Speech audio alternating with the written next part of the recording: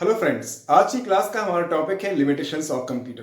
Computer की qualities पढ़ने के बाद आज हम पढ़ेंगे कंप्यूटर की उन सीमाओं के बारे में, उन लिमिटेशंस के बारे में जिनके कारण हम आज भी यह कह सकते हैं कि कंप्यूटर में कोई ना कोई कमी जरूर है।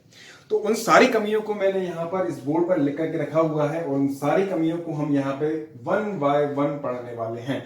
तो सबसे पहला जो पॉइंट है लिमिटेशन का वो है lake of common sense. Computer में कोई खुद का सेंस नहीं होता है। अब आप देखिए, ये तो जाहिर सी बात है कि कंप्यूटर एक इलेक्ट्रॉनिक मशीन है और एक मशीन है। सिंपल वर्डों में अगर हम बात करें, इलेक्ट्रॉनिक को हम अलग कर दें तो यहाँ पर कंप्यूटर क्या है, एक मशीन है और मशीन में किसी भी प्रकार का कोई कॉमन सेंस नहीं होता। कॉमन सेंस से मेरा मतलब है कि अगर आप सड़क पर जा रहे हैं और आपको लगता है कि कोई व्हीकल आपको टक्कर मार सकता है तो आप क्या करते हैं, आप वहां से थोड़ा सा दूर की तरफ हट जाते हैं। पर कंप्यूटर में अगर मान लीजिए कंप्यूटर पर अगर आप हमला कर दें या उसे डंडे से पीटना चाहें या उसे उठा करके फेंकना चाहें तो कंप्यूटर खुद को सेफ नहीं कर सकता, ठीक है, खुद को बचा नहीं सकता। तो यहां पर ये जो कॉमन सेंस है, कॉमन सेंस एक ऐसी प्रोसेस होती है या एक ऐसा काम होता है जिसमें अगर कोई इंसान है तो अपने वो सेंस का यूज करके वो आने वाली परिस्थिति से खुद को बचा सकता है। पर कंप्यूटर क्योंकि एक मशीन है और उसमें सोचने समझने की कोई क्षमता नहीं है, इसलिए यह इसके अंदर जो कॉमन सेंस की जो एब्सेंस होती है ये एक सबसे बड़ी लिमिटेशन है कंप्यूटर की, ठीक है। दूसरी हम बात करते हैं नो फीलिंग्स। आप सुबह से उठने के बाद से लेकर के और रात में सोने के पहले तक आप देखिए, आप सुबह जब उठते हैं आपको भूख लगती है, प्यास लगती है, आपको नींद आती है, आप थक जाते हैं। लगातार अगर आप काम करते रहेंगे तो आपको बहुत टायर्ड फील होगा, ठीक है। तो उन सारी कंडीशंस में हम क्या करते हैं, थोड़ा सा रेस्ट करना चाहते हैं। अब ये सारी चीजें हमें फील क्यों हो रही हैं? क्योंकि हमारे अंदर क्या है, फीलिंग्स हैं, हमारे अंदर एहसास है। हम उन चीजों को महसूस कर सकते हैं। हम भूख को महसूस कर सकते हैं, हम नींद को महसूस कर सकते हैं, हम थकान को महसूस कर सकते हैं। पर कंप्यूटर क्या है, एक मशीन है, एक इलेक्ट्रॉनिक मशीन है जिसे हम जितना चलाना चाहें उतना चला सकते हैं। और कंप्यूटर की यहां पर एक क्वालिटी यहां पर एक ये भी निकल के सामने आती है कि आप जितना चाहें आप कंप्यूटर को यूज करें, बिना थके, बिना रुके, बिना किसी प्रॉब्लम के ये आपको लंबे समय तक सर्विसेज प्रोवाइड कर सकता है। तो यहां पर आप जितना भी यूज करना चाहें कंप्यूटर का, ये बगैर किसी फीलिंग के, बगैर किसी टायर्डनेस के, बगैर किसी गलत रिजल्ट के आपको एकदम एक्यूरेट रिजल्ट प्रोवाइड करता है। उसके बाद हम आते हैं थर्ड पॉइंट पर और थर्ड पॉइंट हमारा है no decision making. No decision making से मतलब है कि कंप्यूटर किसी प्रकार से आपको कोई डिसीजन नहीं देता है, ठीक है। डिसीजन का मतलब होता है कि आप किसी निर्णय पर पहुंचना, ठीक है। ये आपके जो भी निर्णय होते हैं, मतलब अगर हम कहें कि हमने नंबर्स को जोड़ा, घटाया, गुणा किया, भाग किया, तो ये सारी कमांड्स हमने प्रोवाइड की हैं, एक यूजर ने कंप्यूटर को प्रोवाइड की हैं। और जो कमांड, जो आदेश हम कंप्यूटर को देते हैं, उन्हीं आदेशों के आधार पर आपको रिजल्ट्स प्रोवाइड किए जाते हैं। तो यहां कंप्यूटर का कोई डिसीजन मेकिंग नहीं होता है, खुद का कोई डिसीजन नहीं होता है। अगर आप चाहे, देखिए, अगर आप मान लीजिए थक गए हैं और आप सोचते हैं कि मुझे अब आराम करना है और 2 घंटे में आराम करूंगा या करूंगी और उसके बाद ही हम दूसरे काम को उठाएंगे या दूसरे काम को करेंगे, तो ये आपका एक डिसीजन है, आपका निर्णय है कि मुझे ये काम करना है, मतलब करना ही है, उसके अलावा मैं किसी और काम को नहीं करूंगा।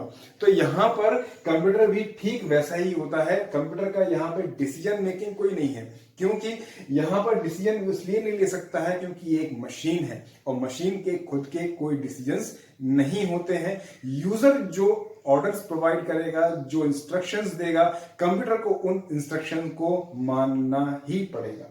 उसके बाद आते हैं हम यूजर डिपेंडेंसी।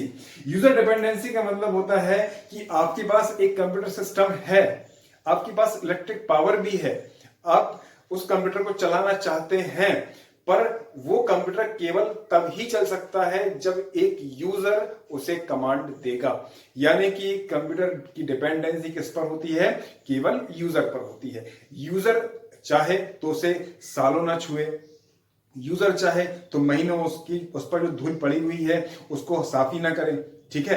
तो यहां पर कंप्यूटर जो है वो एक ऐसी मशीन है या एक कंप्यूटर, हम कह सकते हैं कंप्यूटर एक ऐसी इलेक्ट्रॉनिक मशीन है जिसकी डिपेंडेंसी किस पर है, यूजर पर है। यूजर उसे 2 घंटे चलाए, 8 घंटे चलाए, 24 घंटे चलाए, जितना चलाना चाहे चलाए। तो कंप्यूटर यहां पर डिपेंड होता है किस पर, यूजर पर डिपेंड होता है। अब हम बात करते हैं दूसरी, नेक्स्ट हमारी जो लिमिटेशन है उसकी। तो यहां पर ये जो डिपेंडिंग ऑन इलेक्ट्रिसिटी, देखिए यहां पर जब भी हम कंप्यूटर शब्द की बात करें, यानी कि जब भी मैं आपसे बात कर रहा हूं कंप्यूटर की, तो कंप्यूटर में यहां पर कौन कौन सी डिवाइसेस आती है। यहां पर सबसे पहले आता है आपका डेस्कटॉप, ठीक है, फिर उसके बाद आता है आपका लैपटॉप, फिर आता है आपका यहां पर टैबलेट, और फिर उसके बाद आता है आपका स्मार्टफोन, ठीक है। ये सारी डिवाइसेस जो है ये आपकी कंप्यूटर कहलाती हैं, ठीक है। तो जो काम आप डेस्कटॉप से कर सकते हैं वही आप इन सारी डिवाइसेस से भी कर सकते हैं, ठीक है। तो यहां पर आप देखिए कि कंप्यूटर की डिपेंडेंसी जो होती है वो किस पर होती है, इलेक्ट्रिसिटी पर होती है।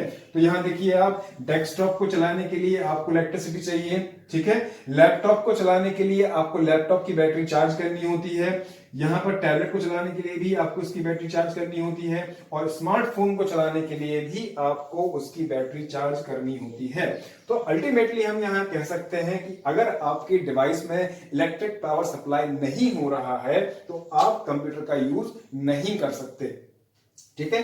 तो यहां पर ये जो डेस्कटॉप है, डेस्कटॉप को चलाने के लिए तो आपको सारे केबल्स को कनेक्ट करना पड़ता है। लैपटॉप में कोई केबल्स नहीं होती हैं कनेक्ट करने के लिए, तो यहां पर इसे हम क्या करना होगा, इसकी बैटरी चार्ज करनी होती है, लैपटॉप की भी, टैबलेट की भी और स्मार्टफोन की भी, ठीक है।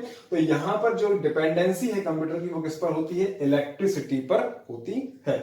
अब हम बात करते हैं नो लर्निंग कैपेसिटी। एक सबसे बड़ी लिमिटेशन जो है कंप्यूटर की वो क्या है, लर्निंग कैपेसिटी। आप देखिए जो छोटे छोटे बच्चे होते हैं, आप चाहें कि उस बच्चे को आपको कुछ सिखाना है तो आप उसकी छोटी एज से आप उसे कुछ सिखाना चालू कीजिए, तो एक समय ऐसा आएगा कि जब वो बच्चा वो सारी चीजों को अडॉप्ट कर लेगा, उन सारी चीजों को सीख लेगा कि उसे क्या क्या काम करने हैं। पर कंप्यूटर की अगर हम बात करें तो आप इसे 1 दिन नहीं, 2 दिन नहीं, 2 साल नहीं, आप कितना भी सिखाते रहिए कंप्यूटर के लिए, कंप्यूटर कोई भी चीज सीख नहीं सकता है। जैसा कि मैं आपको इसकी पहली क्लास में बता चुका हूं कि कंप्यूटर का जो ब्रेन होता है उसे हम सीपीयू के नाम से जानते हैं, पर सीपीयू खुद एक मशीन है, और वहां पर भी सारे इक्विपमेंट्स जो हैं वो कंप्यूटर को क्या करते हैं, केवल कंट्रोल करने का काम करते हैं। तो यहां पर ये जो लर्निंग कैपेसिटी है, तो लर्निंग कैपेसिटी में चाहे आप लर्निंग कैपेसिटी के लिए आप कंप्यूटर के अंदर चाहे रैम, रोम, हार्ड डिस्क कुछ भी लगा लीजिए, पर वो सारी डिवाइसेस के अंदर सीखने की क्षमता नहीं होती है, ठीक है। तो एक अनदर जो आपका पॉइंट है वो क्या निकल के आता है, लर्निंग कैपेसिटी जो है वो कंप्यूटर में नहीं होती है।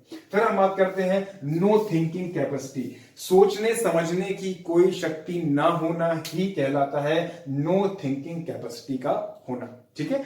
मतलब कंप्यूटर में खुद के सोचने की, समझने की शक्ति नहीं है, ठीक है। आप अगर उस लैपटॉप पर अगर पानी भी डालना चाहेंगे तो आप पानी डाल सकते हैं, क्योंकि वो एक मशीन है, वो खुद से कोई एक्शन नहीं ले सकता है।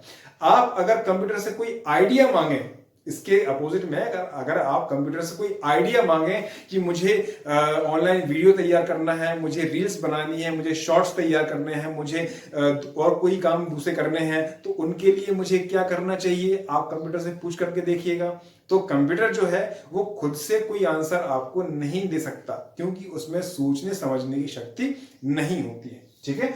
तो मैं उम्मीद करता हूं कि आज की इस क्लास में हमने कंप्यूटर की लिमिटेशन के बारे में पढ़ा, और ये सारी लिमिटेशंस आपको आसानी से समझ में आ गई होंगी।